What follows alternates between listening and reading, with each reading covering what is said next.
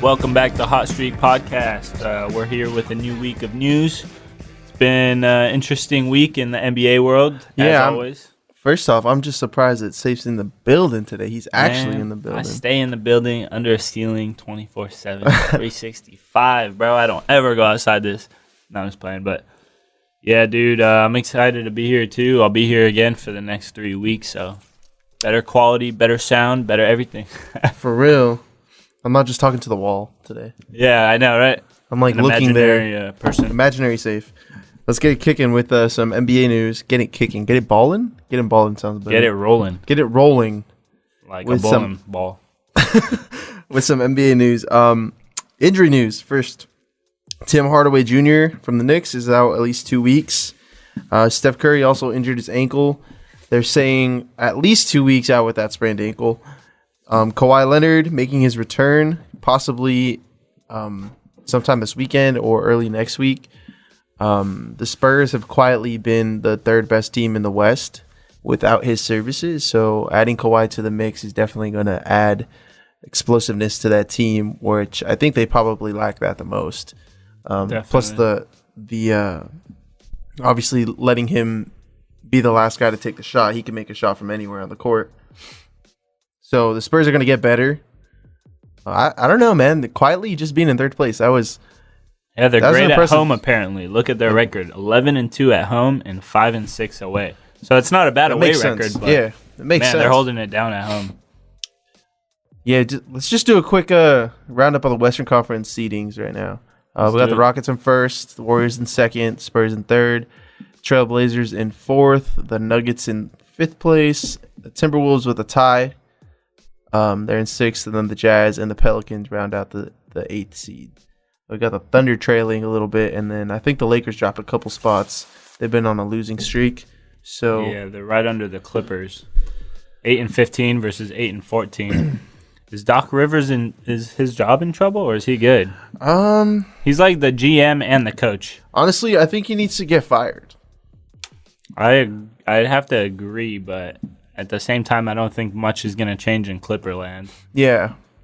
They probably let him finish out the season, reevaluate everything in the offseason, because I'm hearing trade talks. I mean, we talked about it last week with DeAndre Jordan, but I'm not too sure on how long his tenure will be with the Clippers. But, I mean, who knows? Yeah, the Lakers, oh, man, I was hoping to never have to say this, but on a 5 losing streak. And it was some close games with the Warriors, with pretty much every game has been kind of close except this last one. Yeah, and Houston kind of poured it on, but it's a tough schedule coming up too. It hasn't been easy, and it's only going to get a little tougher. But so Lakers are doing that. Yeah, another team in turmoil, kind of. They've been winning games, but they're just not as composed and poised as we normally would see them. The Warriors, the last 3 games, 3 of their players have been ejected. Kevin Durant for the second time this season.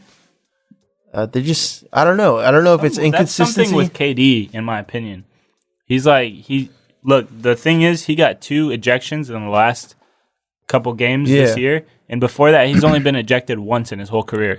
I think it's I feel like KD has to come out like he's not soft all the time, because I feel like he always has to be like, now at this point in his career, even though he's a champion, he still has to, like, people don't respect him. People don't respect him. That's so true, dude. Yeah. He's like LeBron when LeBron was hated, but like they're still really great. Yeah. But at the same time, he went to a super team, so now he's less, and we don't respect him. He's soft. He can't handle that for some reason. LeBron could handle it. I feel like KD has emotional problems, and like that's why he's making fake Twitter accounts and just doing petty things because it gets to his head. Yeah, I don't know, and there could just be an inconsistency with the referees and the calling of these certain ejections. I feel like a lot of the foul calls in the NBA lately has not been up to consistent level. Like they call it for some players, they don't call it for all players. And then some superstars get snubbed, and there's too much complaining going on. So something needs to level out. I'm not sure if it's the player on the player's end or the officiating standpoint. Yeah, look at the Rockets and the Warriors. The Rockets are 10-1 away, and the Warriors are 11-3. Both of these records on the road. That's crazy. And they're both 8-3 at home. So they've been losing more at home than on the road. But I mean, they're still doing great at home. Yeah. What about the Eastern Conference? The Eastern Conference. Ooh, we got the Celtics on top. They got the best record in the league, don't they? Yeah, they do. 21-4, 84% win streak. Win percentage. But what's crazy is the Cavs, who were kind of in trouble in the beginning of the season, they're on a 12-win streak, and they're 17-7 as second seed. So they're back in business. I didn't think the Cavs were going to be in that much trouble when they were going through that little slump. It was just obviously chemistry issues, but it seems like they've gotten it worked out, and I think is a lot better now. Yeah, and I think Isaiah Thomas is coming back pretty soon. Yep. Derrick Rose is returning to the team. Yep. So they got a little bit more reinforcements there to carry the offensive workload with that Cavs team. Yeah, and then we got the Bucks. They're 6th seed right now, right under the Sixers, and I thought the Bucks would be where the Raptors are, 3rd. The Pistons were a total black horse for me. Yeah, definite dark horse. Yeah, black horse. But, yeah, the Pistons are in 4th seed right now, 14-9. They are on a 3 losing streak, but they're up there. You know, it's a quarter way through the season, and they're up there still. So the Pacers too. The Pacers have had some surprises. Victor Oladipo specifically. Yep. That dude's playing at all-star level. Yeah, he's playing at an all-star level. Significant increases to most of his averages from last year, and they're in the 7th seed, and then the Wizards round out the Eastern Conference with that 8th seed. Yeah, it looks like the Knicks and the Heat kind of fell off. Bradley Beal dropped 51 points earlier this week on the Trailblazers. Yeah, they came out with a win. That's a career high for Bradley Beal. John Wall's out, so obviously they're going to need him to carry the offensive workload. Right.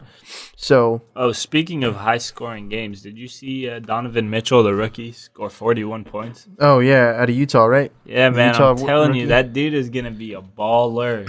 He's crazy. Yeah, they obviously got someone right there in Utah, a nice, young, talented guard, explosive. I'm telling you, this draft class was crazy this year. Like, it had so many.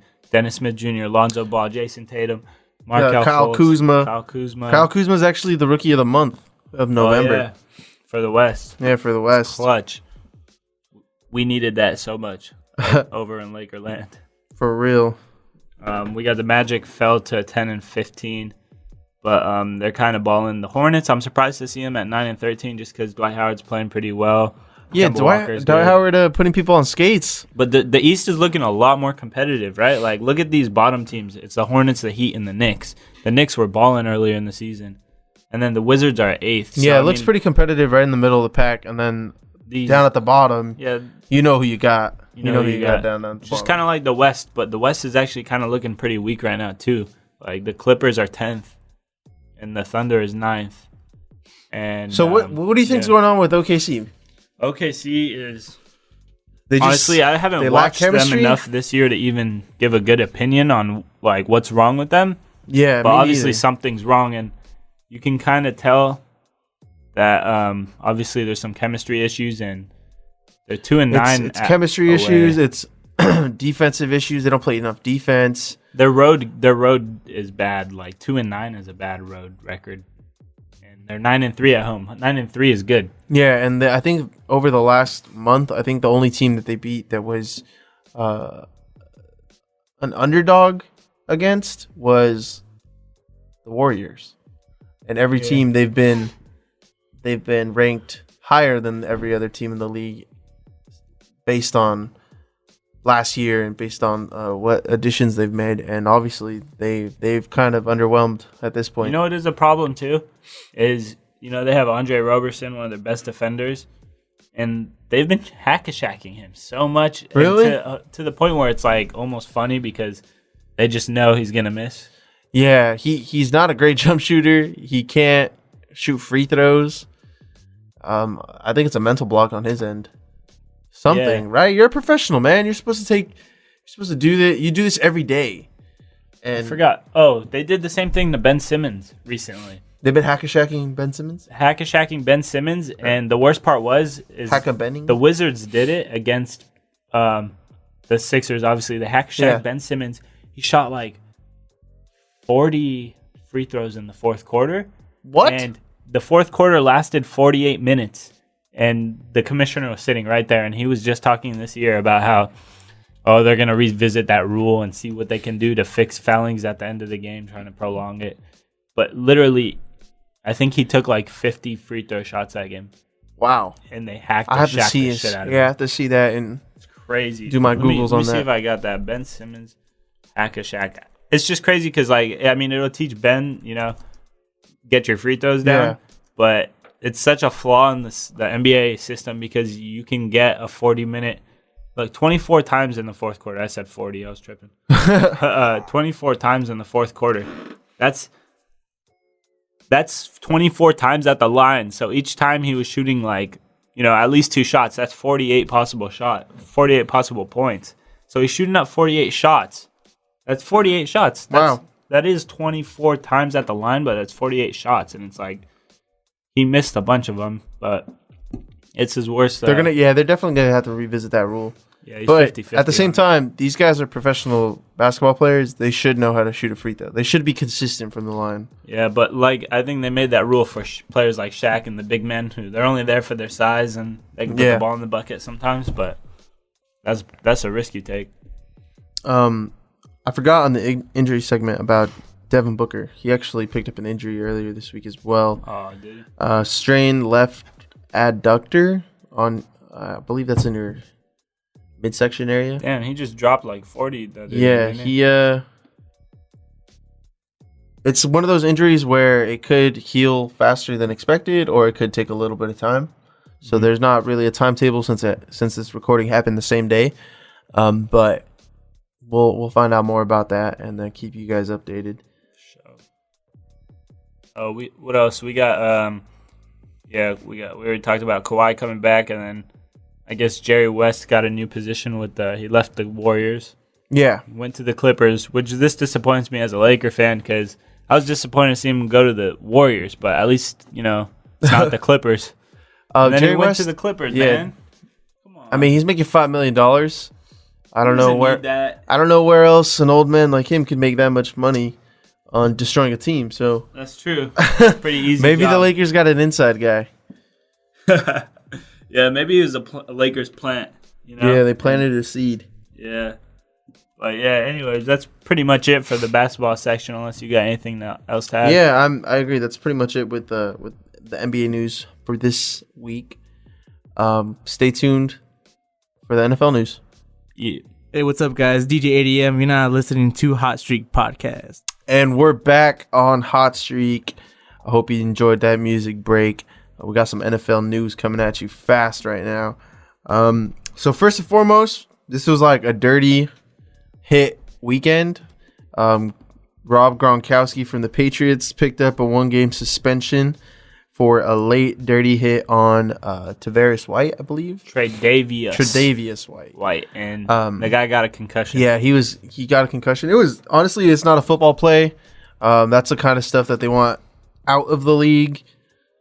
And I don't know, that's a bonehead move. I don't know if you guys have seen the video, but I'm sure everyone has seen that video. But just guys lying on the floor and you just hit him when he's on the floor out of bounds. Yeah, dude, I think, I understand you get frustrated and you're probably heated in the moment, but you can't be doing that at the professional level. You're older, you got to be more mature. I don't know, Gronk's probably got too many hits on his head right now. So I don't know what he was thinking. I don't know. And then Monday night, I don't know if you caught this game live, probably one of the dirtiest football games that I've seen in recent memory. The Steelers and the Bengals rivalry week. They always tend to have some sort of unsportsmanlike conduct penalties on that game. Specifically, between these two teams, there's always some dirty beefing, some dirty hits. So Vontaze Burfict was blindsided by Juju Smith-Schuster. I didn't think that was a dirty hit. I thought that was a nice, clean block. He kind of did make a little bit of contact with his helmet to his chin area. So, I mean, the flag was fine. I think the suspension is a little too much I think the taunting penalty added the suspension. Yeah. And then what was the DB from Cincinnati they got? Oh, George Ioka. Yeah. He got suspended one game as well for a pretty rough hit on Antonio Brown in the end zone. Antonio Brown was not injured on the play, but he did get hit in the head area to a defenseless receiver. Made the catch, which was impressive to win the game. Yeah. To tie the game, and then Vontaze Burfict was hurt on that play, and then as well as Ryan Shazier, who was hurt earlier in the game. Oh, that one was scary. That was a very scary injury. He led with his head, hit a receiver in the hip, and went limp. He rolled over. You could see that he couldn't move his legs. Apparently, he's still moving. He's now moving his extremities. Yeah. They still don't know the severity of the injury, which is kind of a little frightening. Because at first, they said that some players have had that injury where they go limp. It's called like a spinal cord contusion. Yeah. And they recover in 2 weeks, in a week. But this one read out like that. And then they were like, well, we got to do some more testing. So there's not a definitive answer on how long he's going to be out. And I don't know. These two plays, most of these plays, especially in the Steelers and the Bengals, were football plays. I feel like it was within the game. The 1 game suspensions, I think, okay, that's fine to send a warning, but I think the inconsistency with the suspensions is something to look at. Michael Crabtree and Aqib Talib were both originally 2 game suspensions, for fighting, which was, I think, a significant one, and then they appealed and got 1 game suspensions. I think that was more reasonable, because if they're going to give Gronk 1 for doing a dirty move and then these guys 1 for fighting, that's kind of... It's not level. It's not. It's a level suspension. Gronk wasn't fighting anyone. He just hit someone who was defenseless, had their back turned to him. On the floor. It was a cheap shot for sure. And some might say, well, it's because he plays for the Patriots. That's why he got... Like, look at When has the league ever been soft on the Patriots? Well, it's that the statement of the suspension has the underlying tone of like, oh, he only got suspended that amount because he's on the Patriots. Yeah. But like you look at Ezekiel Elliott, who did not get in trouble for anything. His name was just dragged through the mud, and he's suspended 6 games. Yeah. So that's true. And then the NFL needs to figure that out. They need to figure that out because the players don't know what they can and can't do. Straight up. I mean, they don't even know, like, what would this give me, a 1 or a 6 game suspension? Yeah. You know, it's like you could do something worse and get a 1. And then what does it take? Because, like, Gronk should have been ejected. Right. Juju Smith could have been ejected because of the taunting or in that kind of situation. But there was no ejection. And then AJ Green earlier in the year with Jalen Ramsey, when they're fighting on the field, they got ejected, but they didn't get a fine or a suspension. So they need to weigh out these penalties correctly. I don't know what's going on, but it's tough. Let's just bring up the Chiefs. Oh God. The Chiefs have dropped 4 games in a row. There's a 3-way tie in the AFC West for first place. They're 6-6, along with the Chargers and the Raiders. So that is definitely the most competitive division in the league. Yeah. Would you say that? Yeah, definitely. I don't know. They're the biggest collapse I've seen this season. Besides the Broncos. The Broncos started out pretty well. And they always have one good half of a season. Like, it's either the first half, the second half they do good, but never carry into the postseason. Always just flake, and it's like, why can't you just play it like you do when you're good? Yeah, and then a lot of teams bounced back last week. Philly lost this week, so Philly's now dropped to 2nd in the seedings. Let's take a look at the playoff picture. Philly wasn't scoring at all. I was tripping. Yeah, Philly played Seattle last week, and Seattle's defense came up strong, and Philly's defense got a little bit shook on the road there. But the AFC playoff picture, we have the Steelers in first The Patriots are the 2nd seed, so they would get the first round bye, and then Tennessee in 3rd, and Kansas City in that 4th spot, with Jacksonville and Baltimore in the wild card positions, and then the teams in the hunt, the Bills, the Raiders, and the Chargers, they all own the other team's tiebreaker. So if they were to finish the season fighting for a wild card spot today, none of them would make it because they have a worse record than Jacksonville and Baltimore. But keep an eye on that because everything's shifting in the AFC West, and there's a potential for more surprises. They could have 3 teams in the playoffs. Yeah, the AFC West could have 3 teams in the playoffs if Baltimore and Jacksonville lay an egg the rest of the season. So that's the AFC. And then the NFC, we have Minnesota in 1st, the Eagles in 2nd. They just dropped that game, so they just bounce out of 1st place. They get the first round bye if the playoffs started today. The Rams and the Saints in the 3 and 4 spot, and then Seattle, Carolina, and Atlanta in that wild card hunt. As of today, there's 7 teams in the NFC playoff picture, but one of those teams has to bounce out. Detroit's kind of in the mix, and Green Bay's. I think if Green Bay wins this weekend, next week they get Aaron Rodgers back potentially, and they may have a chance of sneaking into the playoffs depending how their schedule is and how that works out for them. But they're playing the Browns. Oh, they play 14. And I think it's obviously an important game. Every game is an important game from now on. But, dude, if we win this one, Aaron Rodgers comes back, take us to the postseason, it's game over, man. I'm calling it. Over. It's our year, baby. It's our year. But, no, the Browns, that's actually kind of a scary game because Josh Gordon's back. Sean Kaiser isn't that great of a quarterback yet, but I think their running back Gordon is all right. Yeah. Let's take a look at this week's matchups, I guess. Do it. There's no other major headlines aside from the games coming up. So, that Thursday game looks popping. Yeah, New Orleans versus Atlanta. Who you got? I got New Orleans. Yeah, I have New Orleans as well. On the road though. I'm back on these the road. These primetime rivalry matchups. Divisional matchups, they're always a toss-up, regardless of who it is. They really are. And then Sunday, we have Indianapolis at Buffalo.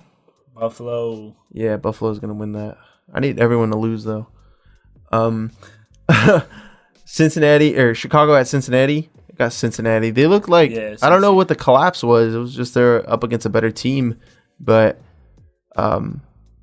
they really dropped the ball on Monday night. They had a chance. Yeah, they really did. Green Bay at Cleveland. Green Bay. Green Bay. Oakland at Kansas City. Ooh, this is Oakland. A toss-up. Michael Crabtree's back. Offense looks like they're gaining a little bit more momentum. Oakland's been underwhelming for me this year. Yeah, they have. Not going to lie. They got a lot of weapons. I agree. I don't know. If the defense, play the defense is the biggest question mark. You never know what you're going to get with them. Yeah. They kind of let up last week against a weaker Giants team, but the Khalil Mack stepped up and got a couple sacks and a strip forced fumble. So hopefully Marshawn started off last week's game with the touchdown. Yeah, Marshawn Lynch had a 50-yard touchdown. So it looks like they unlocked something. They get Michael Crabtree back up against a team who is chomping at the bits to get out on the field and try to get a win because they're free falling right now. They need to stop. So Kansas City versus Oakland is going to be a pretty good primetime matchup at 10 a.m.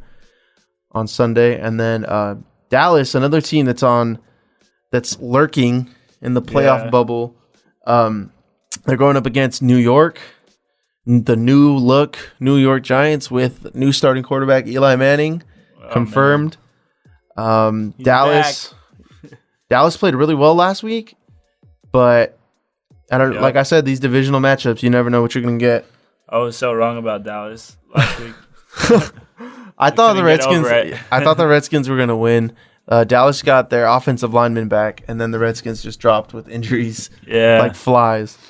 And then Detroit versus Tampa. Detroit. Yeah, Detroit's probably going to win. Wait, is Matt Stafford hurt? Oh yeah, Matt Stafford is injured. If Matt Stafford's hurt, that changes everything for me. He hurt his wrist last weekend. He's day to day right now. He's day to day. So by today or tomorrow, we should know. Yeah, but if he plays, they win. If he doesn't, they take a L. That's how I think. That's how important he is to that team. Minnesota versus Carolina. Ooh, Minnesota. I'm taking Minnesota on this one. Yeah, Minnesota's on a tear. Yup. San Francisco, Houston. I'm gonna pick San Francisco. San Francisco on that one for me. Yeah, I'm gonna pick San Francisco. Houston's at home. I don't know if they can guard Jadeveon Clowney. That guy's a monster, but I'm gonna pick San Francisco. New York at Denver. Hopefully the Jets can pull off another win. Yeah. Denver is not really looking Denver's like trash. They're soft. They're a weak team right now. But Jets are looking nice. I saw Larry. You know what Larry David said? They interviewed him on the Rick Eisen show, and he said the worst thing to happen for the Jets is Josh McCown was good. He's like, that's the worst thing possible because now he's like 30. He's like 38. Yeah. Josh McCown, and he's mediocre, and he's like, he's just gonna take us into mediocrity. Like he's good enough to get the job done, but he's not gonna take them anywhere. And it's not sustainable, you know. So it's like, but yeah, they're gonna hopefully they might. Yeah, they might make a playoff push. I don't know. I actually have Josh McCown right now starting. I think they're 5-7, so they could try to get in there. There's a lot of teams in the mix, though. They need help. Jet fans would come out of the woodwork for that. Yeah. Tennessee versus Arizona. I got Tennessee on this. Yeah. No, I'm going to take Arizona. Washington versus the Chargers. God damn it. Washington, pull it together, get a win, please. That Chargers secondary is looking pretty good. Their pass rush is nice. Yep.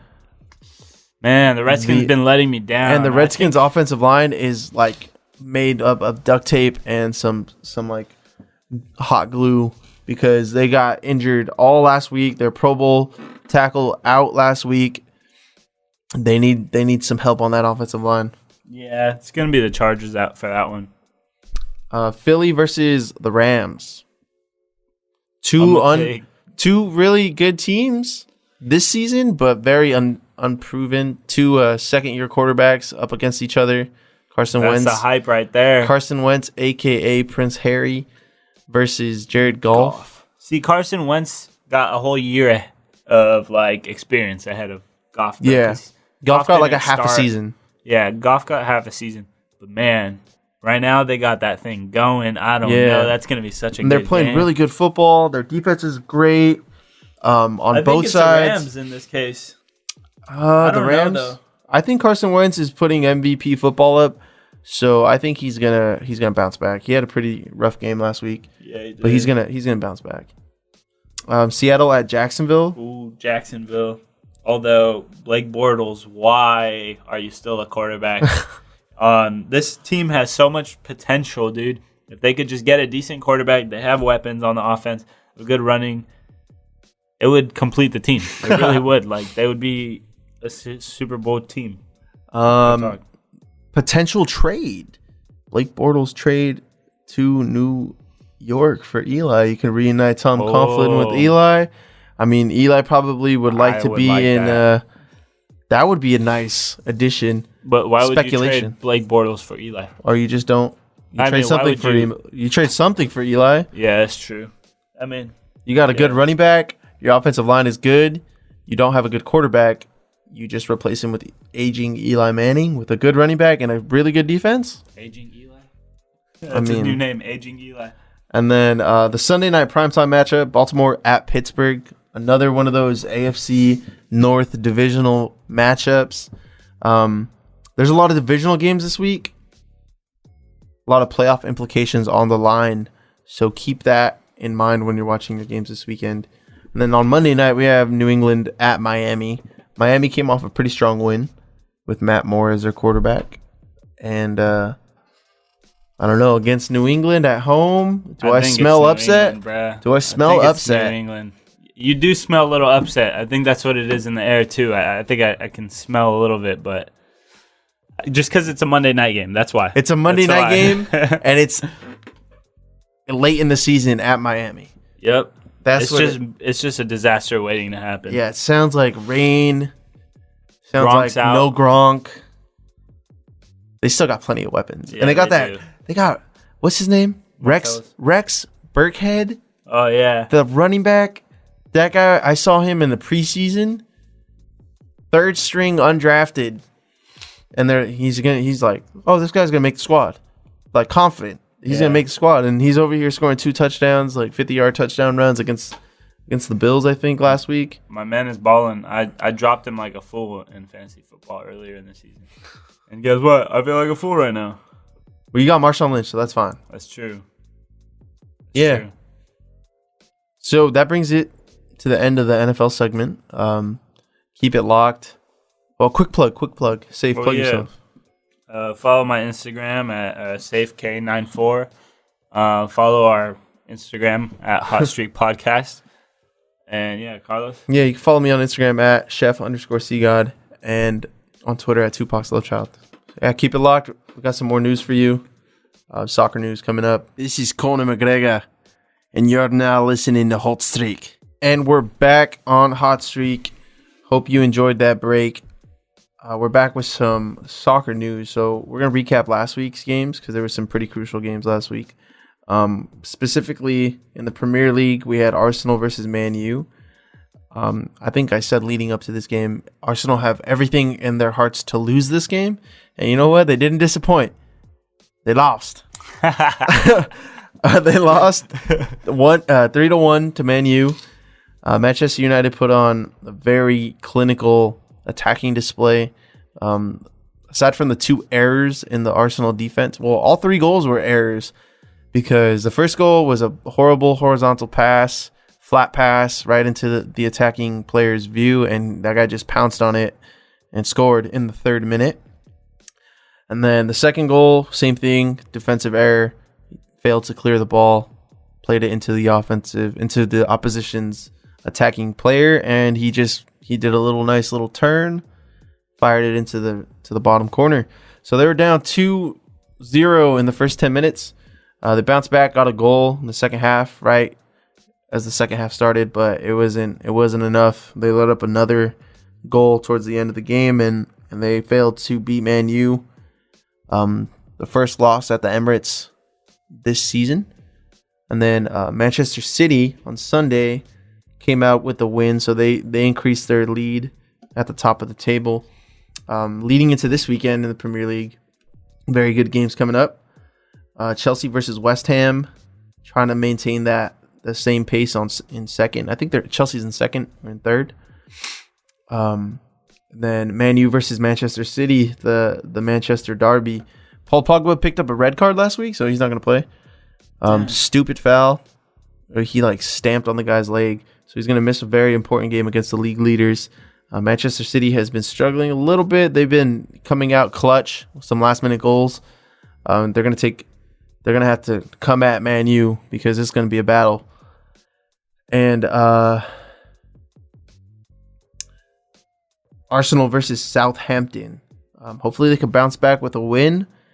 It's going to be tough against for some reason Southampton always gives Arsenal trouble. So it's something that you got to look at. Hopefully they can bounce back and get a win. The top of the table looks like this. Man City, first place with 43 points. Manchester United with 35 points in second place. Chelsea with 32 points. Liverpool in fourth. And Arsenal in fifth. And then Tottenham behind Arsenal. So that rounds out the top 6. And then we'll take a look at the Spanish league because there were some interesting scorelines this last weekend as well. Saturday, league leaders Barcelona took on Celta. They lost. They tied. Another controversial call. Luis Suarez was clearly onside. He scored a goal. They disallowed it. So they ended up dropping points. But it didn't really matter because Madrid also dropped points. They tied. Sergio Ramos got a red card. Yeah. He has the record for most red cards in La Liga games at 19. Oh, wow. Yeah, this guy is unstoppable. And on Sunday, Valencia lost. So that increased Barcelona's lead. So they dropped points. Everyone dropped points in the top three, increasing Barcelona's lead at the top. I think it's 9 points now. Some games coming up this weekend. We have Madrid versus Sevilla. That should be a competitive matchup. Sevilla is a Champions League team.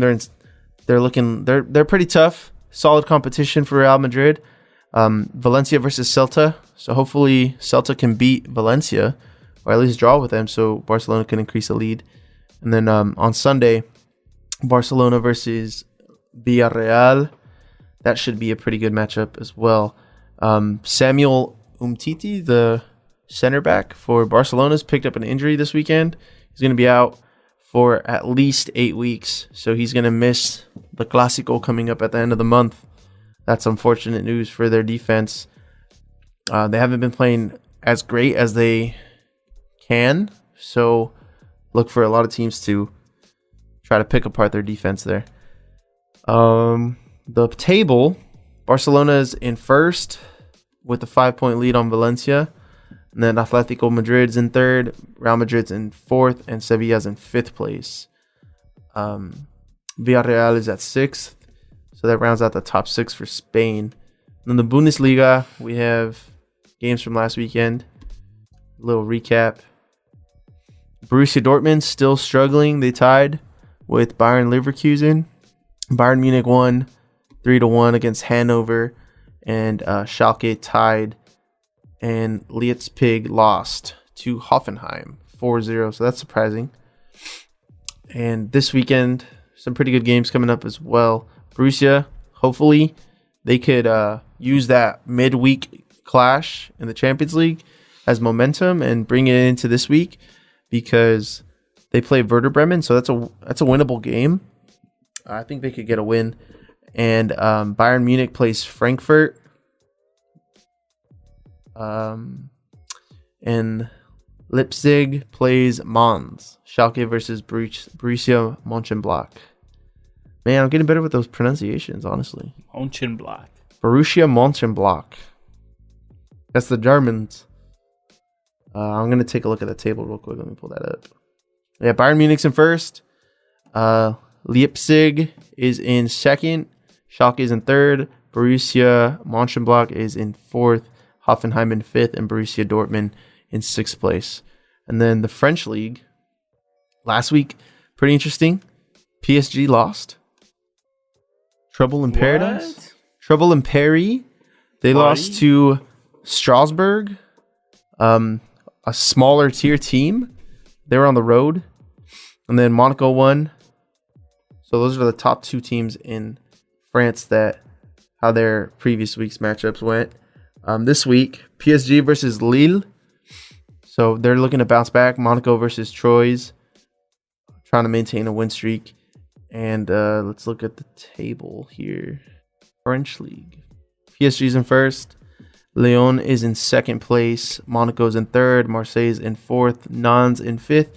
And Stade Reims in sixth. There's some Champions League games this week as well. Earlier in the week, we had Barcelona played Sporting Lisbon. They came out with a win 2-0. They already qualified, so that was just the final game. And then there was a clash in London with Chelsea versus Atletico Madrid. Atletico needed some help to try to qualify. They played against Chelsea. They needed help from their group member to qualify. Unfortunately, they didn't come out with a win, so they didn't qualify anyway. Chelsea qualified.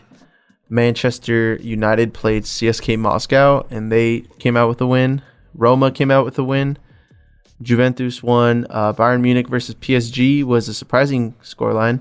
PSG looked really bad. I was actually watching that game, and it did not look anything like the attacking style that we're used to with PSG.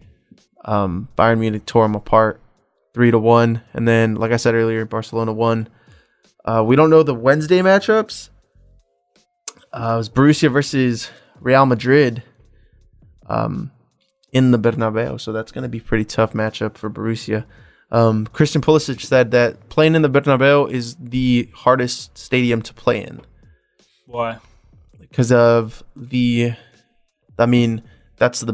that's Real Madrid's home field, the best team in the world, arguably. Yeah, that makes sense. He's playing against Ronaldo. He's probably like, damn, I've only seen him in video games. Scrub. Like, who is this guy? I'm only playing against a scrub right now. Who is this guy? Who the fuck is this guy? When your idols become your rivals. Yep, true. So that rounds out in Champions League. Most teams are qualified. It's coming to the end of the show. A quick plug to the Rodriguez Show. You already know that shit is always wildin'. We out there wildin'.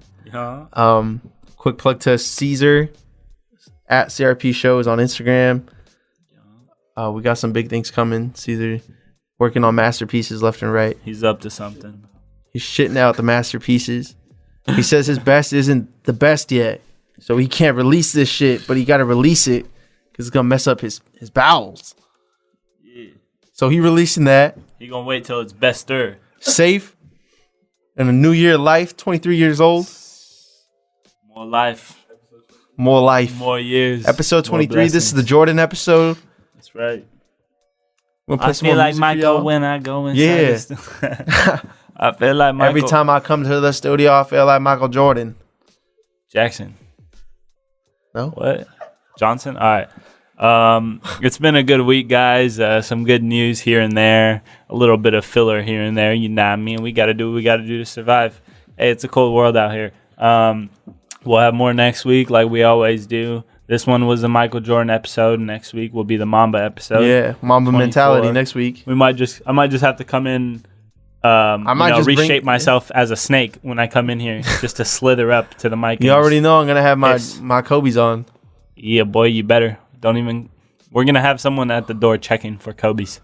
Yep. If you don't got them, best believe that. Get them from a friend. Go borrow them. You best believe that. To all the people who try to come and chill in the studio, you can only come in if you got Kobe's. Some sort of Kobe memorabilia. If you show up in some Jordans, we're going to say. We're going to have some problems. That was last week. You played yourself. All right, this has been a long outro, but you guys get the deal. We're basically making our way out right now.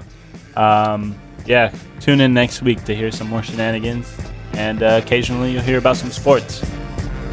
Lates.